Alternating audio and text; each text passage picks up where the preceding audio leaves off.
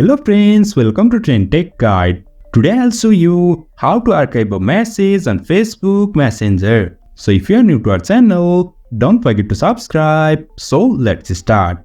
First of all, you can see I'm here in my mobile phone. Now I'll tap on Messenger and over here you can see I'm here in my Messenger interface. Now to archive any message, first of all select the message. Now I'll choose this demo group. To archive this, just tap on this chat for a while and after that you'll find here is archive. Just tap on this and now you can see I have successfully archived this message. Now to find that, on the top left you will find these three lines. Tap on this and over here you can see here is archive.